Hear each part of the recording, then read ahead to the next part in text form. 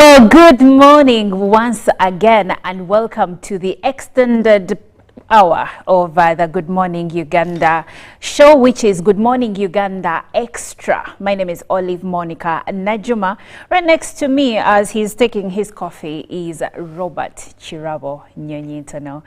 And right on the extreme left, I have Jerome Paul Sonko, the man with a beard. If you missed the joke, Ali. I respect us with our beards. You can't call this Robert, a beard. are you going to do Sonko like that? No, this can't be a beard. It's a serious beard. Let's be very honest. These are beards. I'd like Fiona to close in on Sonko's This is a serious beard. A very serious beard. I think even Serious beard, by the way. Oh, gentlemen, let's come down. So, reports coming in from Soroti indicate that 800 PLE candidates, those are the pupils that will be sitting their end of primary exams at the end of this year. But now reports coming in indicate that 800 of them failed the mock exams.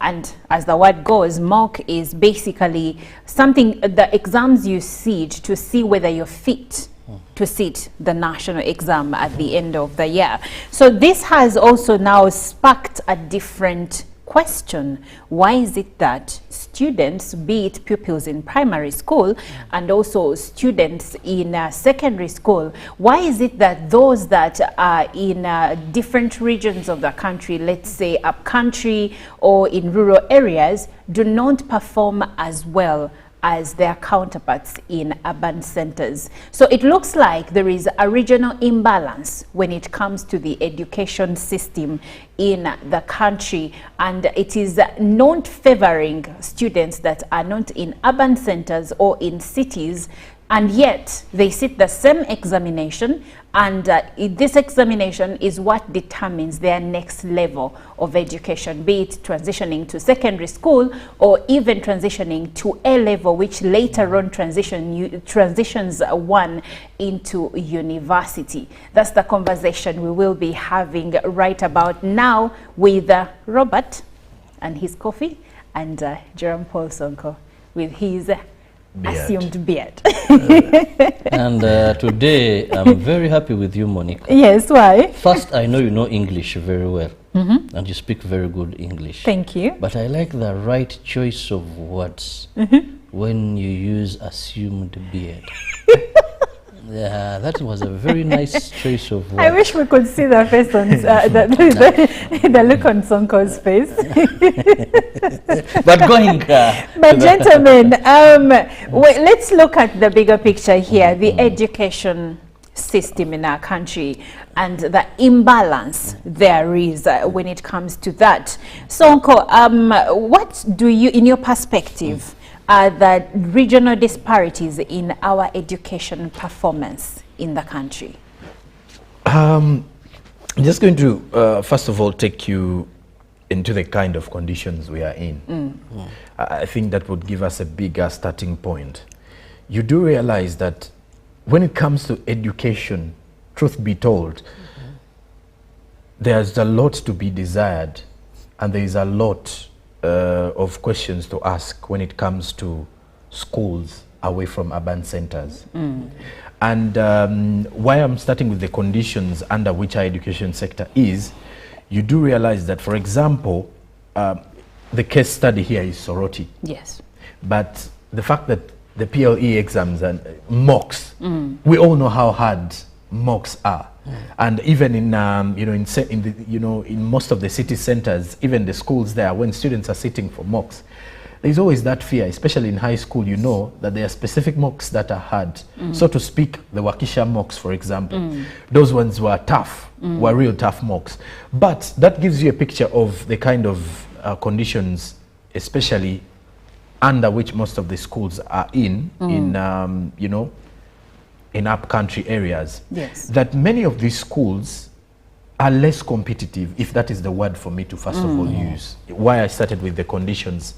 One, they are less competitive. And when it comes to them being less competitive, it kind of gives a lot of room for poor performance.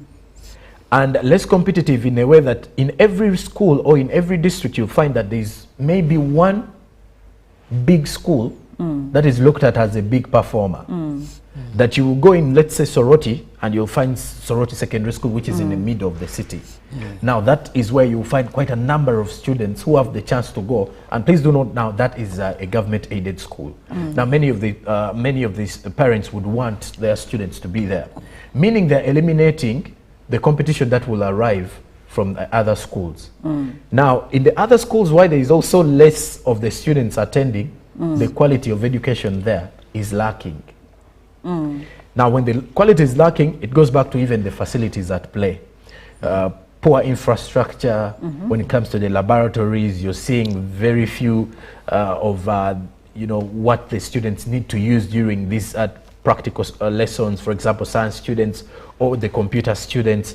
And then you also look at the infrastructure in the classes and even the desks where the students are supposed to sit. And these are factors beyond the students' control. Beyond the students' control. And this is something that is happening mostly in schools away from the city centers. Yes. That many of those who are planning to take education and extend education beyond the reach of the government are falling short of, let's say, some of those key things. Now, when it comes to the government issues, you do realize that at times government-aided schools fall short of teachers. The teachers were supposed to be in class at that time, and then they also fall short of the funding that at times comes in late simply because of the national budget reading and then the accountability, the finances and everything. Now that is the condition under which we are in, meaning the chances are so high that these students we are likely to be seeing these examples coming in. Now with the fact that we have an enrolled new curriculum at play, we are most likely, and I don't want us, to speak like as if we are preempting the result at the end of the day, or even projecting bad results of the first curriculum testing, especially in upcountry areas. But the chances are high that we are going to be facing these issues simply because of the facilities and then the fact that not all of these schools have the capacity. And there is a bigger conversation regarding the new curriculum and the exams thereof that the candidates are going to sit by, I think, around October this year. And I'll come back to you, Sonko, on that. But now I would like to share something. Every year when Uganda National Examinations Board has students sit exams and the results come out, we focus so much on the high flyers, those that have passed.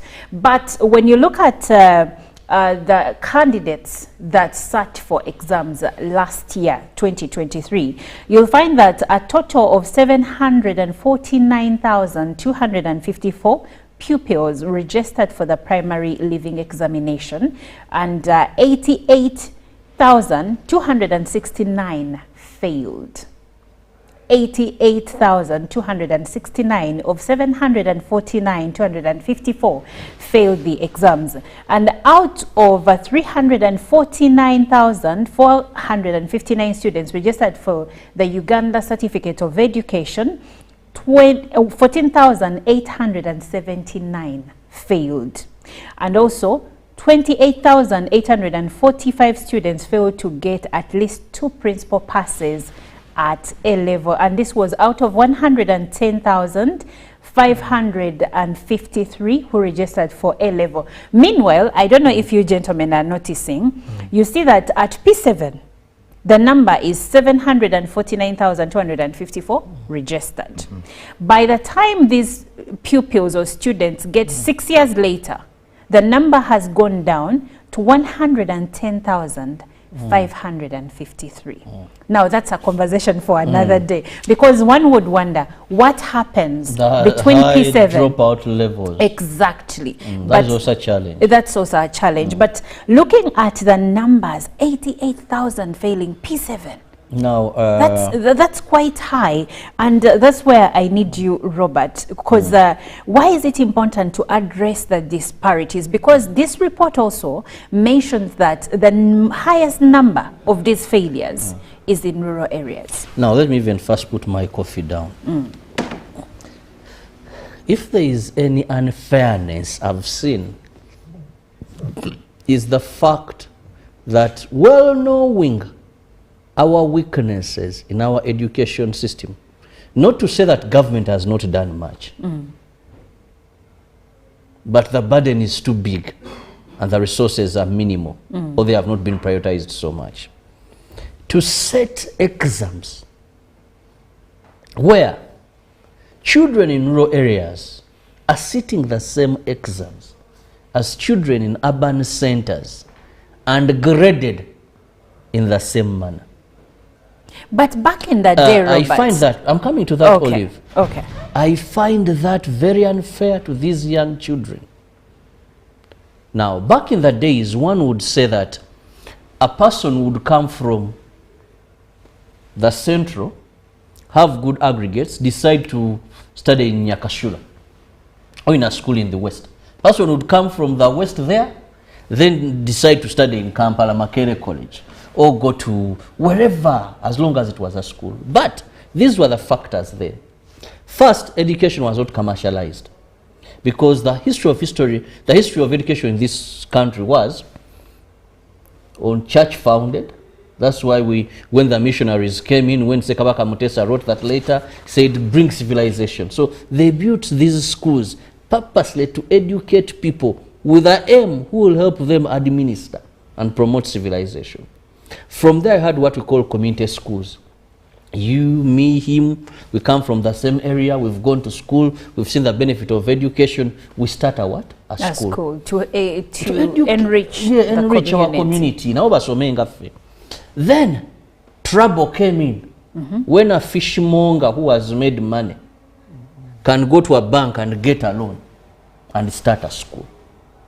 But who enabled? Because even the fishmonger started somewhere.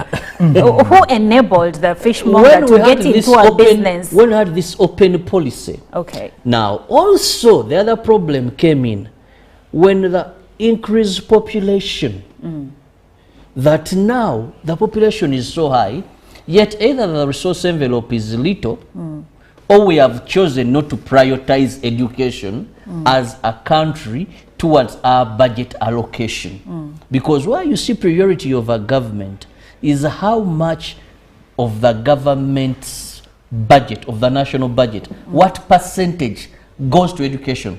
That is why when we go to these international forums, they will come up with a resolution and say member states have agreed that 15% of their budgets go to agriculture. 15% of their budget goes to education. 15% of this goes to health. Unfortunately, all where we have ratified, we've not lived to that fulfillment. Now, why I call this unfair? When, first and foremost, in universal primary education, where there is no rebounding. As long as you enter primary one, you're registered. There is no rebounding. You just keep moving until you're out of the system. So whether... So if I'm going to, if there is no rebounding and I'm just moving through, am I not going to bring quadruple 9s and add on statistics? Because usually, if you didn't understand primary one, primary two, but you have to go through the system. So that becomes one of the... So this system where the rebounding probably may not be the problem. No, the rebounding... But does the system have... Because in private institutions, when a child is not performing very well, they'll rebound. Or advise to try their talent. Try your talent elsewhere. And elsewhere where you go, they also do not want to have poor performance. Okay, my question was, this system of non-rebounding could probably not be a problem. But the bigger question here is, do these schools, especially in rural areas, government-aided schools for universal primary education and universal secondary education, do they have enough in terms of human resource? That is, what is the ratio of a teacher per student, okay? Student-teacher ratio, what does it look like? because the international ratio is supposed to be 21.75 students per teacher in primary school. But when it comes to Uganda, we are right now at, and this is a report about looking at a number that is 2017, and it was 42.66 students per teacher. Now in Uganda we say nti ebizibu byoyo bya namulanda nga mabere gembwa. Literally meaning there are so many problems. I'm going to digest them. Problems of our education system in rural areas are endless. Let me begin with one. Number one, I want to start with the parents. The parents themselves have an issue where they are poverty stricken. When you go in those areas in the villages, one time I was driving deep in a village. I gave someone 5,000. A man older than me, their reaction spoke sense into my head to appreciate and thank God. A person can complete a week without getting 1,000 shillings. Now, the parents are so poor that even the little that government requires them to supplement on the education system, they cannot afford. The parents cannot afford even to pay for something, for porridge to take at school. The parents, second, some don't appreciate education like we do in the urban centers. Some of them, the father thinks this girl should get married. When a child comes for any requirement, but I didn't go to school, but I own shops in the town. The parents are illiterate. That is one. Others are so much struck in poverty. That's at the child level. That's where only if you'd look at your child's performance, you're eager, you know. You even call and ask the teacher, what is happening? This boy is not learning spellings, you know, the pronunciations, this and that. How can we help? How can we work together? Because you're concerned, you're educated. These parents in these rural areas are not concerned, they're not educated. Very few are. They have poverty issues. Now, we go to the pupils themselves. Exposure. I remember, I've forgotten the year, but there was a question of, was it liquids are measured in liters? I think they asked, it was a kilo of, is it ice? I'm trying to remember the question, and that of stone. Which one weighs better? Now, a child who has never seen ice is not a child like yours and mine who goes to the refrigerator and can easily know this is what ice is. Ice can turn into stone. Ice can turn into stone. Now, this one, they are telling you this is water in a solid form. Water in these children, their level of exposure. It's also affecting them. It's also How about affecting things them. money Now, can't buy? I'm going to be very fast. Now, go to the teachers. Okay. These are schools that are having teachers that a number of them, the ministry is saying should be faded out. They stopped in senior 4. They went in some colleges somehow like that. Some have grown in that area. The teacher is not exposed. He's grown up in that area. Sometimes you can only give what you have. Then coming to government, the schools, they're overpopulated. I've ever visited a school in northern Uganda where it was one block, P1 facing this side, P2 facing this side. Now, what kind of learning is that? Some are stayed under trees. The distances they travel to go to school, not forgetting they're on empty stomachs. The teacher themselves, their welfare. A teacher rides a bicycle or comes on foot, that you look at the teacher in a very pathetic condition, but coming to give knowledge, impact knowledge. So there are a number of issues that make me believe it is unfair if you are to set examinations.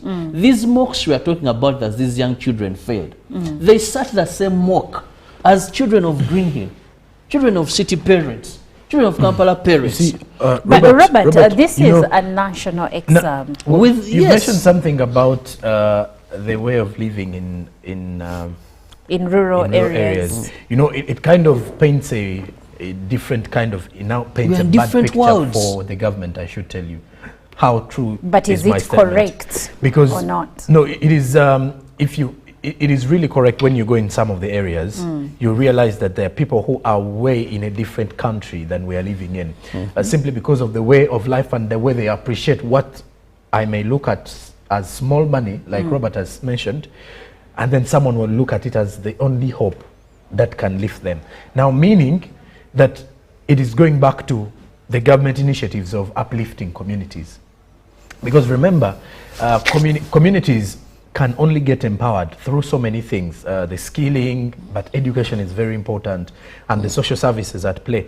Now, when it comes to the education and how people perceive the education in some of these areas, goes back to what efforts have been geared towards uplifting these communities.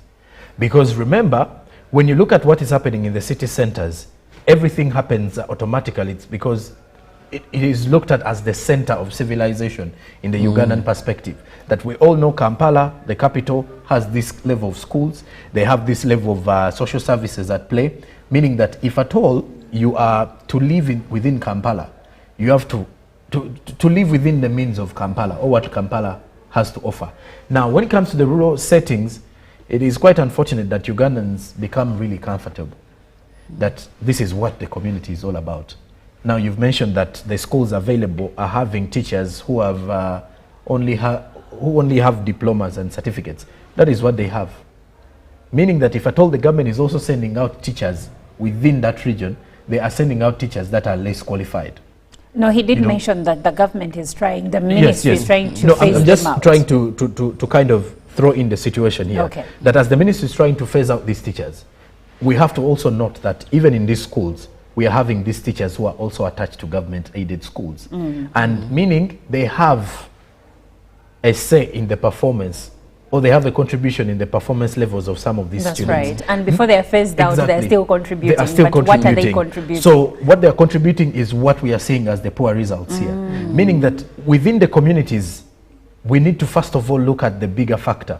How do we uplift these communities? How do we give them social services that they start feeling that they are also part of the main Uganda, so that they are not left out? And this is where I ask you the question. Robert here is saying it's very unfair to have a child maybe deep in Bukoma and Simbi, but they sometimes people have the notion, under the notion that because we are in central region, then we are all getting a big share of the national cake. But that's not true, because even central region has areas that are deep inside there. So that's where my question comes. Robert here says that it is unfair to have all these children from rural areas with all the challenges that we have looked at sit the same national exam.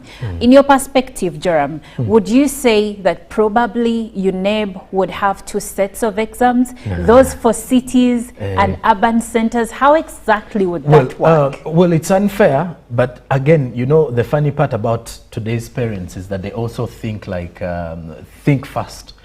Robert, if you realize that students in up-country schools are sitting, you're definitely going to rush your students. You register them there, they start. You register them the other side, I think and we have people who are doing that even up to date. Joram, there are people doing that, but let's look at the numbers. How many parents can afford, given that he said majority of these parents are either semi-illiterate or illiterate, rather semi-literate or illiterate. Now, yes, a few of them will think about taking their children to other schools, or actually the parents in cities whose children are not well endowed. They will say, upstairs. Let me check the other side. But yes, again, but the rural area parents, they are not doing that. So should their children have a different set of exams? No, I think they shouldn't.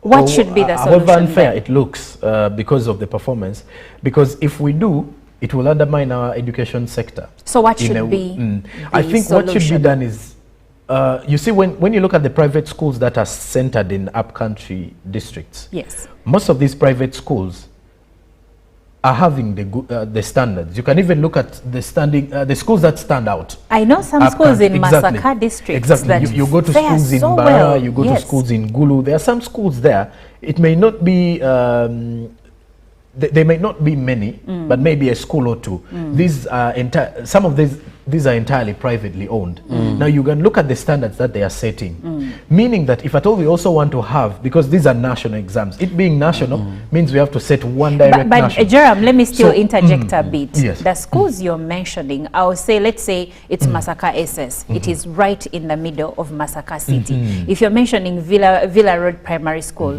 it's right in Nyendo, right, as you enter Masaka. But there is a school in Naluzale somewhere. Okay.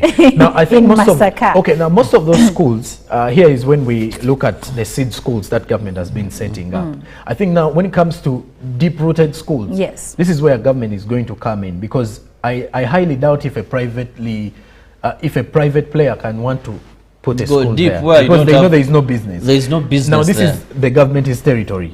That for government, you clearly know that we have these students. The good thing is that we had census.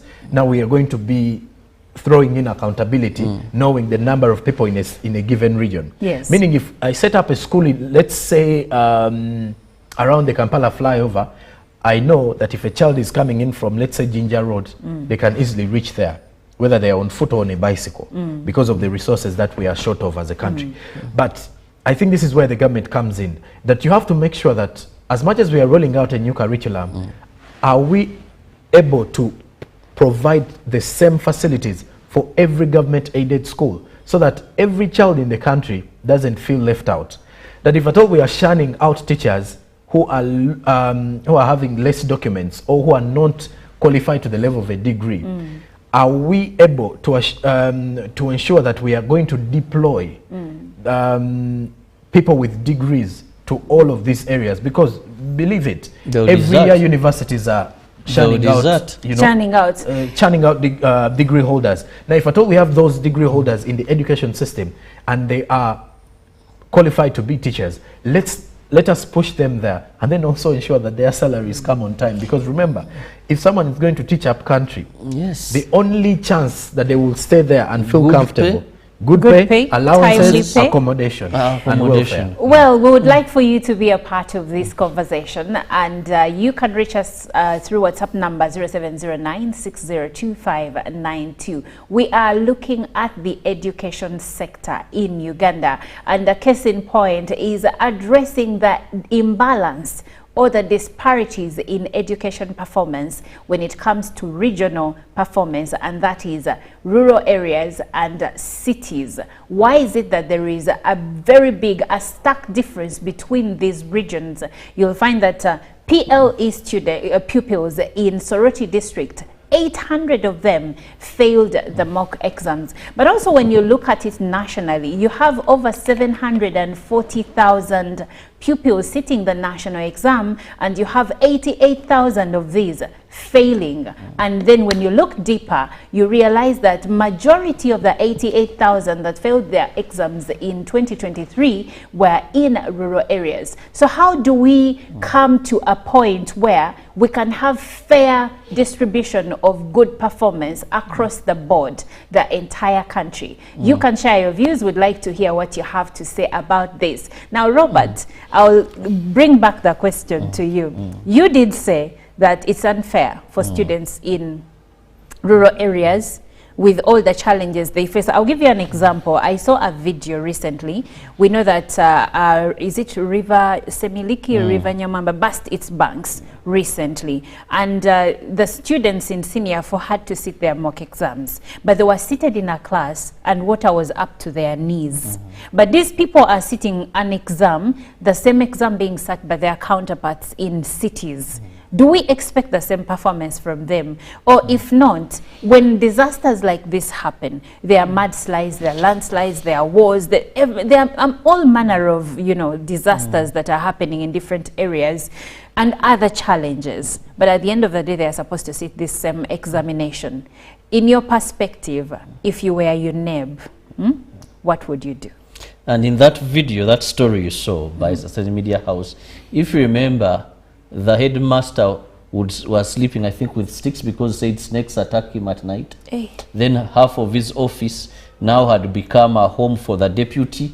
He was talking about how many teachers have run away. Actually, I had to save that on my various platforms. Now, you see, The challenges of education in rural areas are so many to be addressed with the meager resources we have. Not to say that government has done nothing, but there are so many, because that will require enhancing teachers' salaries. It will require looking for teachers' accommodation. It will require building structures.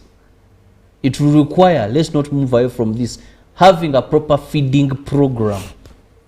Now, Juma, you can't tell me a child in P1 will come to school having not eaten and grasp what they are studying till 1, then get out at 1, a child of P3, return on an empty stomach, or run around, look for mangoes, things like that, and then that child is going to be able to grasp what they are being taught. So, if I were UNEB, first, and government would come up with a system that monitors a child, because I saw recently child registration, you remember? Where the child would come with a national ID of a parent, a guardian, you know. We have data that Robert is studying in Wundibujo, deep in such a village. These are his parents. Now, because we are a national body, UNEB, we set exams. We are a national body. We shall give you the same certificate. But what will happen? The national body will set regional exams to the extent of even decentralizing these exams, maybe to sub-county. But what will happen? We shall have the same grading, because much as children in Nakasero, Green Hill, city parents, in first term they have covered the syllabus for second term. This poor girl has covered a quarter of the syllabus by the end of second term. That should have been in first term. So, how I would look for a way of coming up with these regional exams, that knowing the weaknesses and challenges they face. So it will be the same certificate, primary 7. Regional exams, but set by the national examiner. Yes, after critically analyzing the challenges these children go through. Okay. Because at the end of the day, this child may not even get grades in a good school that has scholarships. You know what I'm saying? But if you look at their challenges... If a child has come from Wundibujo with a 4, deep in the village, you have regional settings. That child may qualify for Budo and Achirabo if I'm told this child got a 4, but in Wundibujo, I may say, I'm sponsoring a Budo. Let me sponsor this child. Because he's bright there, he will pick in this good environment and compete and be someone better. I feel like that what you're saying is exactly what UNEB did when we were the set of pupils that and students that start their national exams in COVID-19, because we were dealing with a different situation. We're dealing, I remember my child had just started P7 and schools were closed. So how do you ensure that they pass the exam, putting in mind that there are other terms they missed out due to the what we were facing? Yeah, I remember how the exams were set. Exactly. So I think that's what you're trying to suggest. Yes, because you cannot continue with this unfair system. A system for all, despite all these challenges. Let me give you an example. I don't remember the year. One of the top performing primary schools in Uganda didn't perform very well. It had asked UNEB for re-examination. Is it called recounting of the exams? Because they said we can't fail to have the force we usually have. So we know the journey is so long. We can't put in place as per now. Either we don't have the finances, or we are not prioritizing this sector. But we need to look at regions these young and consider girls, their problems. these young boys that comes to this examination paper. They are talking about what is water in a solid form cold. She has never seen ice. To sit an exam with Sonko's son, who after coming from school opens the fridge, there is yogurt, there is ice itself, and knows this is ice that is melting. Who goes with the kebab, pizza, and this one goes to an empty stomach. Ichirabo, you've put in feelings here, but because it hurts me, to be honest. I hear me. I'm speaking for the poor of the poorest. Okay, I really do understand where you're coming from. But Jerome, let's look at policy here. what should policy makers and educators adopt going forward? Because we cannot be a country of 45.9 million people. We have over 50% of our population is under the age of 18. Meaning all of these, that population is supposed to be in school. And then every time UNEB releases results, I am actually angered by the number of people failing. Some parents have gone as far as asking, is UNEB set out to fail students to show us that they are working? But we also know that as the national examiner, they are not the ones that are teaching, they are not the ones that are setting the policies. So what should educators and policy makers adopt as solutions to this problem? The first solution that they've done is a good one. The change of the curriculum to the assessment policy. However expensive that is. Let's talk about that curriculum song for a minute. No, okay. Even teachers when you roll it out, obviously because it's a new kind of experience and it's going to be a new feel for everyone, the parents inclusive. Do you feel comfortable with how much time was given to this curriculum before it was rolled out? No, I don't feel comfortable with that time, because I've come to realize that it's only the university graduates who graduated in education who are familiar with it, because at least for them during their education qualifications, they were taught. That is what they were prepared for. Now, unlike teachers who have been in the industry for 20 years, 50, who didn't know a thing or two about it, they're also just learning on job. But when it comes to the steps in the right direction that the policymakers are doing, this one is one of those. And in the long run, though it does seem like it's going to be an expensive one, because when you look at, for example, the international schools that have already been doing this level of assessment, which even enables a student to cross to another country and do credit transfer, it becomes, it will come with a cost. Even nationally they're doing it. My nephew was transferring from Cyprian Chuhangire to Katikam. Exactly. And he had to be transferred with his results. With his, so that you don't have to repeat a class or repeat other classes. We can track a child. When you look at that, we can now track and look at the assessment of the child, that you're not only going to say that if this child passed highly, used to perform with 90-90, this child may have passed 90-90 in Form 1, and in Form 2, things changed a bit, and in Form 3, the performance picked up again. You get to realize that with the assessment, you can know that, okay, this is not a child that is so good in this department. Do you believe, by the way, the other elephant in the room we've not touched is what's the word for... in elections, it's vote rigging. In exams, malpractice.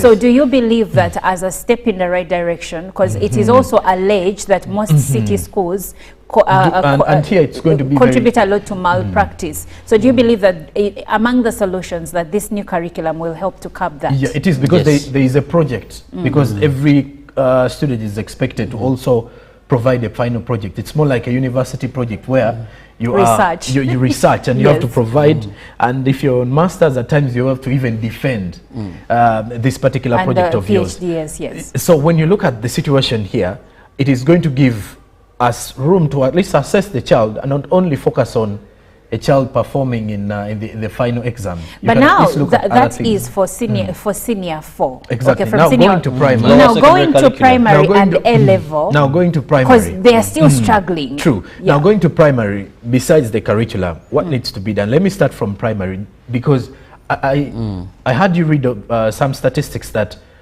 when you look at the numbers that sit P7, around 749 at times last they year. drop. Yes. They always at senior drop. 4. Yes. Now that is where the problem is. When you look at up country, most of the students, even the parents, struggle to make sure that their children are in school.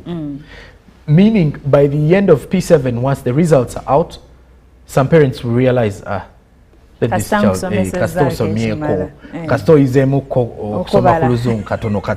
Now, once we are in that situation, we go back to primary. How do we ensure that parents know the advantage of being in school? The co-curriculum activities in most of these schools were some of, when you look at the background of putting them there, was to involve students in quite a number of things. Most of the government-aided schools normally hold MDD and sports days in second term. Now, when you go in these schools and ask what is the major challenge of such competitions, many of them want their parents to be involved. But To the come parents maybe are- on the final day of the sports day to support the child, and even on MDD. But most of the parents don't even have the love to join. And I will ask you a You know? question. You and Robert, how many times did your parents show up for your sports events and MDD? In primary, my parents used to show up. The funny part, You were not performing. I wasn't among the performers. It was in high school, which was quite unfortunate, that at times I was in high school in MDD, I was a performer. And they were not- throughout. they were So no show. they only showed up on a few occasions. But in Yes. primary, where they endeavored to show, Eh. they only found me didn't- among the cheerleaders. So it was it was quite understandable. So coming from that, Robert, were your parents, did your parents ever come to school for these performances? I must be very honest. They would always come. I was always in everything, and I picked it from that. Actually, the first thing I would get on stage is to look for where my father is seated, in case he has so not that come you early get the enough. energy. And whenever I would see him, would be there even cheering me. One time, we were performing, you know, these folk songs, the culture. My dad is a pastor. Now, this poor man had to clap. Yet because he it's was against so- his It beliefs. is against his Eh, beliefs. So but the he was reason supporting you. why I asked you He was this, cheering, and this someone question, noticed. And he told me, I saw Musumba on a folk song clapping. Okay, Robert, the reason So why I they always asked this have- question on whether or not your parents showed up, mine never did. And so I can resonate with many of the students whose parents never show up. How important, in your perspective, is it for the parents to be there? Because in this report, from which I've been sharing some statistics, they say that some students do not pass because they lack affection from From the their parents. parents. The parents So are never how involved. important is it for a parent to show up, to come to these events, but also to sit down with your child and encourage them? That's what I said earlier, that the challenge we have in urban and rural, that now in rural areas, they don't appreciate education and their role as in urban. A man in rural areas, if a young child came with homework, despite the fact that he doesn't know what to tell the child, but still even that perception of maybe who can help you.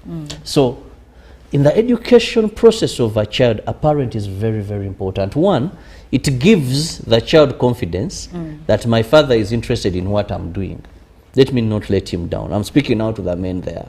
That this child knows you're also interested in whatever they are studying. And you see, children want to please parents. Yes. If I did homework with you today, and you couldn't even draw a moon, a ball for those in the infant school, then I'll tell you, tomorrow I hope you do it better. This child will even pay attention. Daddy wants to see if I've done this better. But also, it is a very, not only a motivator, but helps the child concentrate. Because when I point out a mistake, some will, maybe the father is annoyed. So tomorrow, and when you go to the levels of Sonko, now they go to secondary. Have you heard of children who are not on the graduation list, but then the parent faints in the background there Because after he noticing paid. he has been fleeced throughout, but this song has not been going I to have school. a So- close story to that. But what would Yes. you blame it? Who would you blame that on? The student or the parent? The or parent both? first. Because if, you know, your child to be able to be that stupid smart is because he has noticed in your education, There in is a the gap. education career, you've not been there. You couldn't. paid fees and Yes, a man would ask even, let me see your coursework. You know, the man could even want to speak to some of the lecturers. So he knows. So you know so how in as much as there are no visitation days Yes. at campus, Yes. someone So is still in the man, touch. let me look at coursework. Let me print it for you at my office. Let me do this. So how are you going to fake such a man who is already following every step you're taking? He You asks can't for tell the me you're results. studying medicine Eh, and I never see you yes. reading. He You're wants, not asking he for wants textbooks. to find When the out man every goes end of and the says- semester where your Yes. results. A man, I was shocked when someone says, I'm at your hostel. Where are you? And the child has never been at You're the like, hostel. Daddy, how did you even? No, you said, garden. I'm there. I've So just are you put something taking for notes? you. I've just put something for you. For the parenthood, future. So I have a comment here and coming in from Chietaho area, who is a teacher. And he says, I am a bachelor's degree teacher in primary school, but I'm still paid the same salary as a grade 3 teacher. do you expect me to deliver with a good heart? That's the question. And he then says, what brings the difference is how much is invested in urban as compared to village setting schools. He goes ahead to say, parents pour more money to schools in towns and the teacher therein are given a top-up. So the salaries, the poor pay is making teachers, and we had a discussion at some point here, Jerome, when someone said, asking for early retirement. Where, yes, it was about teachers asking in government schools, applying for early retirement, and someone I remember on the team said, because the money is little, they would rather early retire, get that money that is supposed to be given to them, invest in something else, and see at least the fruit of their labor paying off. Jerome, I would like for you to give me your parting shots, but basing on this comment, what do you say to teacher Ariab? Well, he has got a point as an individual, because at the end of the day, you realize that the degree is no longer going to bring food on the table. It's the money itself. And there's always a saying lately that in Uganda, you realize that you can work and you're working, but you're not having results out of your work. Most people say that it's people who are working who don't even have the money. Now, that is quite understandable for him when he talks about disparities. I think even in any company or any organization, if at all you get to realize that your junior is earning more than you when you have better, you have a better skill set, better qualification, better experience, it causes, you kind of have so many questions to ask. Then you kind of even feel disappointed in all the efforts you have put over the years to ensure that you're where you are. And well, on the side of things, I wanted to say that as a teacher, you've got to, wake up and you know that why you joined the teaching profession is to teach, but at the end of the day, it is advice that is not relatable to easy to remember, yes, though? It is not advice that you can give to anyone in this kind of economy that we are living in today. It is rather advice that everyone would wish to go somewhere where they are well appreciated. Thank you, Gerald. And I think and I beg that the policymakers, the Ministry of Education, everyone who sits in Parliament to decide for the allocation of the ministry, we need to prioritize some of these sectors: health, education. That Those if are the we have bedrocks people, of our society. exactly, that if we have people who are happy in the education system, then the individuals that we are going to churn out in the long run are going to be a reflection of how what much we've invested. of what we've invested as a country. I don't think I can put it any better than that. Now, Chirabo, your parting shots. I'm going to summarize very briefly. One, fellow Ugandans, let's have children by choice, not chance. Please make sure that children you're having, you'll be able to educate them. Small numbers, please. Where a man dies and leaves 40 children for us, please, we must think twice. But then to your wait name. for your deathbed and we see how You many. won't even have more. They say you can't know how many children a man has. No, that is responsible talk. And those are men that really tarnish the image and integrity of us. How can I not know the children I have? No, for you, you might know, but as the relatives, we may not know. We will wait for your deathbed. For your deathbed. Those are outdated things. So now, I'm winding up. Okay. Have children, I've talked about that. UNEB and the policy makers, how do we have specific sets or method of marking? And finally, and lastly, to government, it's my humble appeal that we give more priority to education, first in terms of budget allocation, then second, monitoring and supervision, because some of these problems also come from absenteeism. A teacher is given that little and never turns up, yet in a private school they are given the same amount and they are turning up. So monitoring, supervision, budget allocation, then we look at infrastructure development, we build schools for these people. With that, I believe we may bridge the gap. Well, thank you, Robert. But I think you should consider politics, because he normally says, I'm going to summarize. And he, But My he problem ends I have in no, politics. don't do that. We're running out of We are time. running out of time. Because I invest my millions, have to recoup them. Anyway, the education sector in Uganda, the disparities when it comes to performance, that's the conversation that has been of note this morning. And thank you so much for tuning in and watching, starting your day with us here on Good Morning Uganda. We need to come up with solutions when it comes to the disparities in performance in our schools. We shouldn't have over almost 100,000 pupils failing a national exam. That number, I know people will fail, but that number has to go down. So what do we do as a country? Policy makers, government, we call on you to do something. I'm Olive Monica Najuma, and I have been with Robert Chirabonyonyintono, I think he's a future honorable, and Jerome Paul Sonko. Stay tuned to UBC.